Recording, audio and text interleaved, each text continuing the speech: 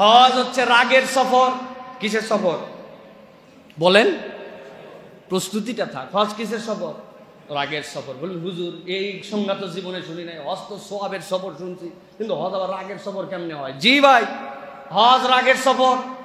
আপনার রাগ শুরু হয়ে যাবে আল্লাহ মাসালে হজ ক্যাম্প থেকে, এরপরে মনে করেন আপনি এয়ারপোর্টে, এরপরে বাসের ভিতরে, এরপরে মিনা মুজদালিফার রুমে, সব জায়গায় হজ আপনাকে বিরক্ত বানাবে আর আপনার রাগ উত্থিত করবে। দুইটা জিনিস বলবো, রাগ হয় কেন, আর দুই নম্বর হচ্ছে রাগের অন্তর্নিহিত রহস্যকে এবং বাঁচার উপায় কি। হজ রাগের সফর, না বুঝে গেলে বিশাল রাগ। একটা গল্প বলি, আমি তো ছোটবেলার থেকে আল্লাহ হজে নিয়ে যান, বহু লোকের সাথে হজ করছি, 5000-এর উপরে লোকের সাথে হজ করছি আমি এখন পর্যন্ত। এই 5000 লোকের আবার ইমামতি করছি, আমিরুল হজ, কি একটা উপাধি লাগাই দিয়েছে আমার সাথে বদমাইশি করে। এই যা গন্ডগোল হয় যাই হোক, ছোট মানুষ আমি, কিন্তু সব বিচার আমার কাছে আসে। দুইজন আসছে যে আমাদের এই ফাইসালা তোমাকে করতেই হবে। কি ফাইসালা? রুমের মধ্যে 5 সিট, 4 জন লোক, একটা সিট ফাঁকা, তো ওই যেই সিট ফাঁকা ওই সিটে সবাই জিনিস রাখে। উনি মাগরিবের নামাজ পড়ে আসে, একজনের সব জিনিসপত্র নামায় দিচ্ছে ওই জায়গা থেকে। না, এই লোকের খবরদার, কোনো জিনিস এখানে গেল, অপরাধ কি হয় আর বলো না বাবা, কত বড় বদমাইশ। এই লোক মাগরিবের নামাজ পড়ে বের হয়ে আমাকে বলছে, ভাই শুনছেন আজকে মাগরিবের কেরাত শুনে মনে হলো বঙ্গবন্ধু যেন ভাষণ দিচ্ছে। জীবনে অনেক কথা শুনছি, কিন্তু এই কথা বলার কারণ কি?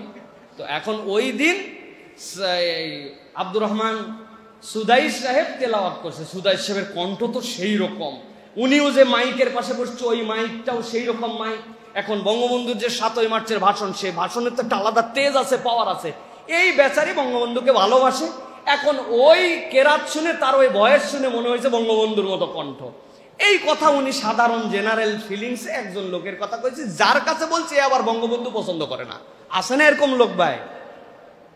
সে বলছে এত বড় কথা বললি তুই, খানাই কাবার ইমামকে তুই এই লোকের সাথে তুলনা করলি। ভাই আমি বললাম, ভাই এই তুলনা করে কি ওনার ইমান চলে গেছে? কয় না, আপনি খবরদার এগুলো মিউচুয়াল করতে আসবেন না, ওই বিছনার উপরে শুধু আমার জিনিস থাকবে আর কিছু থাকবে না। এই গন্ডগোল আমি কেমনে মিটাবো বলেন ভাই? এটা একটা সাধারণ গন্ডগোল, এর থেকেও সিরিয়াস গন্ডগোল আছে হজের সফরে। গন্ডগোল আর গন্ডগোল, ফাসাদ আর ফাসাদ। ইয়াংরা করে না, মুরব্বীরা পর্যন্ত করে। জুতা একখানা পরে সামনে ছিল, বাথরুম চাচ্ছে জোরে জোরে, বাথরুম চাপলে ভাই কার জুতা নিচ্ছে এ কথা মনে থাকে ভাই? মাথাই খারাপ, ওর বাথরুম সার লাগবে, জুতা পরে চলে গেছে। আরেকজন 1 মিনিট দাঁড়ায় আছে, ওর জুতা পায় নাই, আসা মাত্র হুঁশ আছে, আকল নিয়ে আসছেন না বাংলাদেশে জমা দিয়ে আসছেন। বলার ভাব দেখে আমি মনে করছি বাপরে বাপ, টাকা পয়সা বোধহয় চুরি করছে কিনা। হুজুর দেখছেন জুতাটা নিজেরটা রেখে অন্যের জুতা নিয়ে চলে যায়। আমি বললাম ভাই জুতা তো সবগুলোই স্যান্ডেলে একরকম নয়, নিয়েই গেছে। কয় না না হুজুর, সহ্য করা যায় না, 1বার 2বার না 5বার দেখছে এই লোকে এই কাজ করে। কেমন গন্ডগোল! এই গন্ডগোল কেমনে মিটাবো প্রিয় ভাইয়েরা? এইটা হচ্ছে হজের সফরের গন্ডগোল। মিনার তাবুর ভিতরে ঢুকবে যখন, মিনার তাবুর নাম হচ্ছে চিৎকাত বোর্ডিং। কি বোর্ডিং?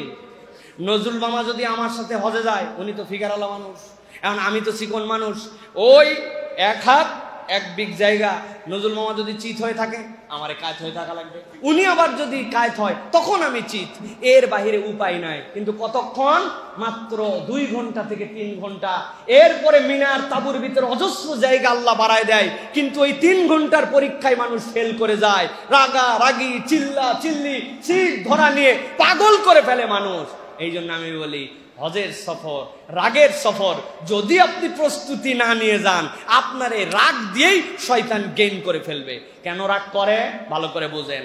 আপনি একটা সাদা চকচকা জামা পরে বাজারের মধ্যে গেছেন, আপনার বুক পকেটের মধ্যে 1000 টাকার নোট। একটা চোর দেখছে 1000 টাকার নোট, বাবা এর পিছে লেগে গেছে। খানিকক্ষণ পর দেখে আরে কার পিছে ঘুরি রে, আরেকজন দেখি বান্ডিল নিয়ে আইছে, আবার সাইড পকেটে রাখছে। সাইড পকেটে টাকা রাখাও যা, চোরের পকেটে রাখাও নাকি তাই? ও চিন্তা করছে ও তো বুক পকেটে 1000 এর বান্ডিল, অতএব ভাই ধরা পড়ে 1000-এ পিটন খেলেও যা, এই বড় বান্ডিলে পিটনও তা। অতএব লস প্রজেক্টের মধ্যে আমি নাই, আমি বান্ডিলের পিছনে। এটাই বুদ্ধিমান চোরের আলামত, ঠিক কিনা ভাই? আর যদি মোটা বান্ডিল হয়, ও কি করবে?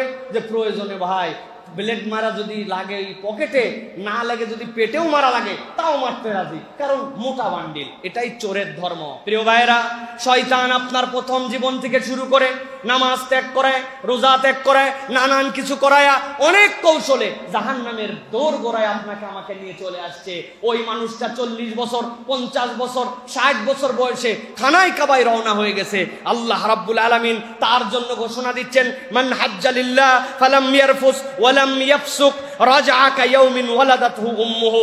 যেই মানুষ এত গুনাহ করছিল, এর মধ্যে হজে যে এসে ফিস্ক করলো না, অপরাধ করলো না, আল্লাহ তাকে এখন অসদ্য ভূমিষ্ঠ সন্তান বানায় দিবেন, তাকে জান্নাত দিবেন। শয়তানের তো মাথা খারাপ। শয়তানের এখন কৌশল কি? শয়তান যদি হাজী সাহেবকে বলে, বাথরুমের মধ্যে গোসল করছেন, দেখছেন একজন কোমরের বেল্ট খুলে ঝুলায় রাখছে, চেন টান দিয়ে দেখে ডলারও আছে, রিয়ালও আছে, বাংলা টাকাও আছে, না হলেও 2-3 লাখ যা আছে কপালে, দেশের মানুষের জন্য ভালো কিছু হাদিয়া নিয়ে যাব, শুট করে খুলে পকেটের মধ্যে রেখে দিবে। কোনো হাজির দ্বারা সম্ভব না। না না না, হাজি বলবে, আল্লাহ যাই করি করি, আমি এই লোকের বেল্টের টাকা নিব, নাউজুবিল্লাহ। কোনো হাজি নিতে পারবে না। হাজিকে আপনি টাকা লোভ দিয়ে এই চুরি করা দেখাতে পারবেন না। হাজি ঘুমায় আছে, সব লোকই ঘরের থেকে উঠে চলে গেছে, রাখ আজকে ফজর না পড়লে কি হবে? আরে এক রাকাত পড়ছি, 1 লাখ করে সওয়াব, 1 লাখ দিনের ফজর তো পড়ায় আছে। শয়তান যদি বুঝ দেয়, ও আল্লাহ দিয়ে উঠবারে মক্কায় এসে আমার নামাজে ধোকা দিচ্ছে, ও নামাজ ছাড়বে না, সচরাচর মিথ্যা কথাও বলবে না। এখন ওই হাজি, যেই হাজি এত গুনাহ করে আছে, এখন আল্লাহ মাফ করে দিবে। শয়তানের মাথা ঠিক নাই। শয়তান এখন 2টা দিক দিয়ে তাকে ধোকা দিবে। একটা ধোকা, তারে রাগাবে, রাগলেই মানুষের মাথা নষ্ট হয়ে যায়, রাগলেই গালি দিবে, রাগলেই অন্যায় করবে, রাগলেই কটু কথা বলবে, রাগলেই অপরের সাথে অন্তরের বিদ্বেষ তৈরি হবে। শয়তান আপনাকে এইটা দিয়ে ধোকা দিবে। আর 2 নম্বর আরেকটা জিনিস ধোকা দিবে, আমি ওর থেকে ভালো মানুষ ভাই, চিনি সবই চিনি, উনি কি করছে, কোন অফিসে চাকরি করছে, উনার কয়টা গার্মেন্টস ছিল, উনার কি ছিল, আমি উনার তো অনেক ভালো। শয়তান অপরের থেকে ভালো দিয়ে আপনার ওই যে প্রথম কথা বলছে, আমিত্বকে জাগাবে আর রাগাবে। যখনই হাজি রাখবে তখনই বুঝতে হবে এইটা আমার প্রতি শয়তানের ধোকা। এই ট্রেনিং যদি আপনি না নিয়ে যান, তাহলে আপনার হজ আল্লাহ চায় তো মক্কায়ও জমা থাকতে পারে, জেদ্দায়ও থাকতে পারে, অথবা বাংলাদেশেও জমা রেখে যেতে পারে।